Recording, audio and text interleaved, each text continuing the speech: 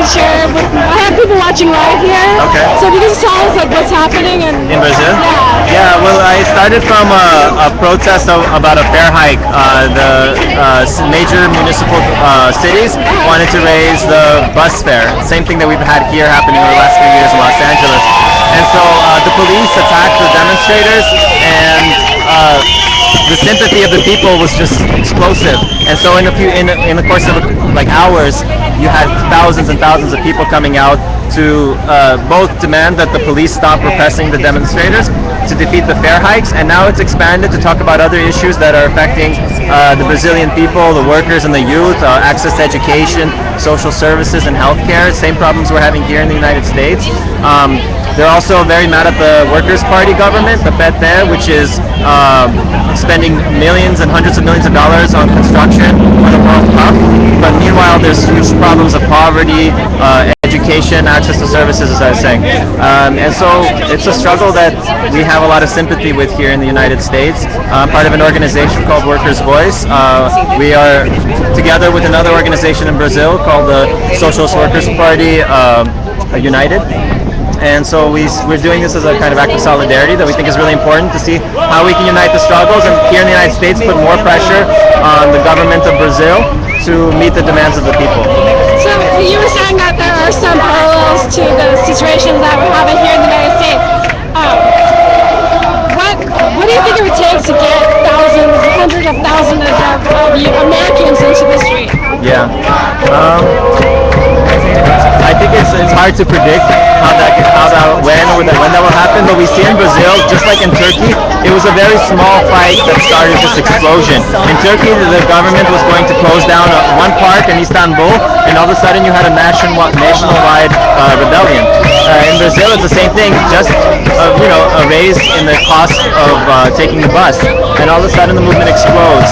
So it's I don't think that these kind of things can be predicted with a timetable, but I think that we have a lot of problems here in the United States, and any deepening of the crisis, economic crisis in this country, can produce mass explosions. And we've seen partial struggles like Wisconsin happen, Occupy movement 3 years ago, the public education. Yeah, but Wisconsin was so inspiring. Yeah, it was huge, and so I think the situation is still very. The idea of Occupy, the idea of putting your body down in that movement.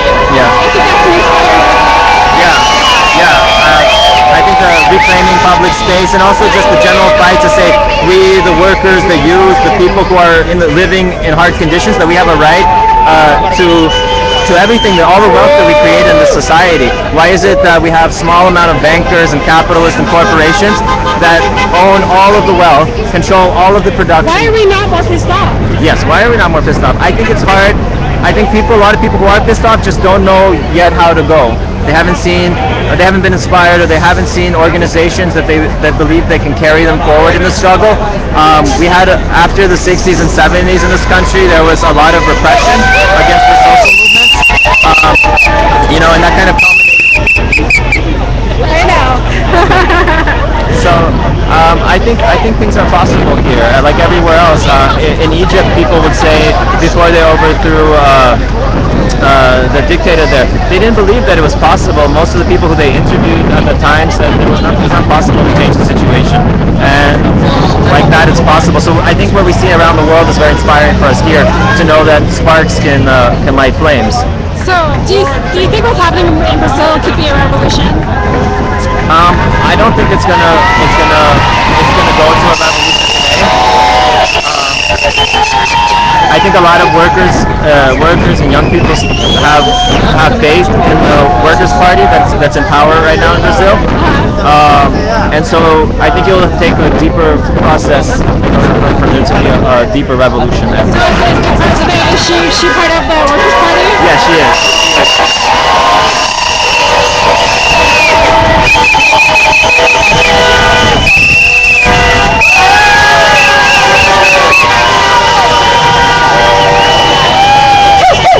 A couple other people I talked to, they said they support the president, and they feel like she's helping. I don't think so. I think that she's situation because the Workers' Party used to be a working class party, but in the last 5 to 10 years, it's transitioned transition to a much more a party that's aligned with business and corporate and foreign interests, including U.S. interests. And so I think that's why I say I think that it will take a longer process for there to be a revolt against the government as opposed to a revolt against policies, because there's a lot of people who believe that Dilma is doing everything she can, but I don't think that's true. Just that I hope everyone joins us out here in the streets, and when we hear calls for action, from the cities and towns of our country, that we come out and mobilize and fight like the Brazilians, like the Turkish, like the Egyptians, and we'll make our revolution one day too. Yeah. Let's keep pissed off. Yeah, we are pissed off. Thank you. Thanks. So, who's that?